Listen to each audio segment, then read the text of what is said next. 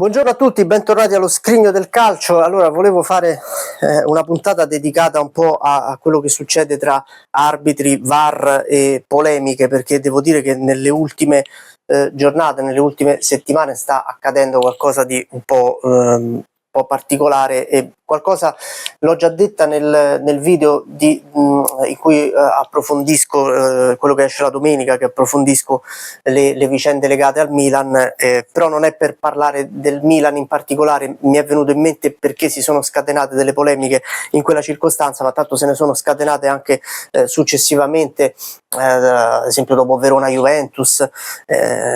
Francamente vedo delle cose, alcune cose non le capisco per quanto riguarda i regolamenti, altre cose non le capisco per quanto riguarda i tifosi. Anzi, vi dico una cosa così subito: se siete di quelli che chiamano l'Inter i cartonati, la Juve la Rubentus, la Roma i giallozzozzi, per quelli che dicono Marotta League, tutti quelli che pensano queste cose, non guardate il video, ma non vi iscrivete proprio al canale, cioè seguite anche altri, seguite solo altri canali, perché io preferisco avere meno gente, ma pochi ma buoni. Quindi se mi dovete scrivere, e anche se dovete scrivere tanto è tutto deciso, tanto comanda questo, tanto ogni tifoso ha il dossier, questo ve lo dico dopo, ma non commentate neanche, perché tanto non vi rispondo. Non è snobismo, però francamente io a uno che mi dice tanto è tutto deciso, che gli rispondo: o avete le prove, andate in procura, o se tanto è tutto deciso non seguite niente, perché è inutile. Proviamo quantomeno a fare un'analisi un po' profonda, un po' completa di quello che succede. Se ci limitiamo a parlare dei torti subiti dalla nostra squadra e dei favori per gli altri, e guardiamo solo quando succede questo, ma non guardiamo nessun altro tipo di partita o di evento, non è un'analisi completa. È vedere solo quello che succede a casa nostra, e vederlo solo con gli occhi innamorati nostri. Cerchiamo un attimo di capire che cosa sta succedendo. Io il primo discorso lo voglio fare per quanto riguarda le regole e l'introduzione del VAR. Io sono un grandissimo fautore del VAR, perché al di là e al netto dei problemi che ci sono e di come vengono applicati a volte i regolamenti e i protocolli, che sono troppo lunghi e troppo complicati, il VAR ha risolto tante questioni. La goal line technology io la metto alla pari dell'introduzione dei 3 punti a vittoria. Cioè oggi chi protesta per un gol non gol? Nessuno, perché tutti sanno che se vibra l'orologio dell'arbitro il pallone è entrato, se non vibra no. Non c'è nessuno che protesta. Cioè, vi ricordate il gol di Zapata al 96esimo in Inter Milan del 2017? E i giocatori dell'Inter chiaramente hanno rosicato per il pareggio subito al 96esimo da 0-2, da 2-0 a 2-2, ma non è che hanno urlato al complotto: non è gol, non era gol, rivediamo. Ha suonato l'orologio, è gol. Come si fa a non essere favorevoli all'introduzione di una misura simile? La stessa cosa, il fuorigioco, che sia semiautomatico, che sia la linea tracciata, pure qua se dite no, le righe sono storte per questa squadra, non seguite, non serve. Quelli che si lamentano dei gol annullati per mezza spalla in fuorigioco, avete visto il gol di Castellanos a inizio campionato a Como Lazio? Che vi lamentate a fare per 1 centimetro di fuorigioco? No, ma 1 centimetro è troppo poco. Tanto che cosa vogliamo fare? Lo vogliamo aumentare a 5 centimetri? Ci saranno gol annullati per 6 centimetri di fuorigioco, che sarà 1 centimetro in più del regolamento, che è la stessa cosa che c'è adesso. Se tu prendi il palo interno e il pallone non entra, sei sfortunato per 1 centimetro che il pallone non è entrato. Se ti annullano un gol perché hai un'unghia in fuorigioco, pazienza. Io preferisco questo al dubbio, io preferisco questo all'errore.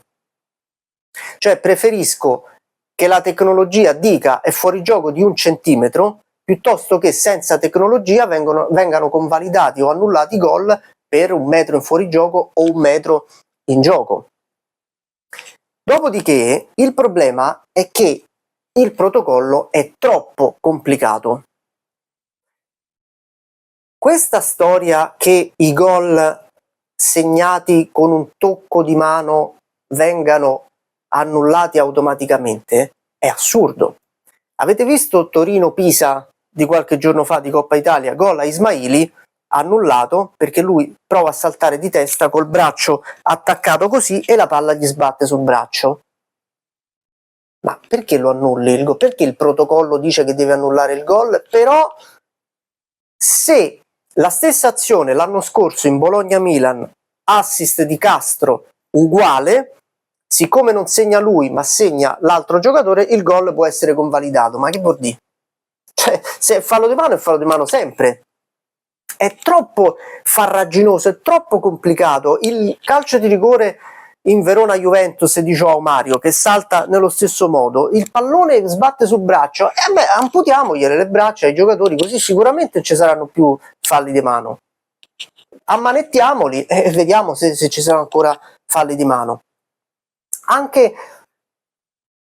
annullare un gol perché l'azione è partita da una posizione di fuorigioco va bene, ma perché non annullare anche un gol su azione da calcio d'angolo se il calcio d'angolo è inesistente?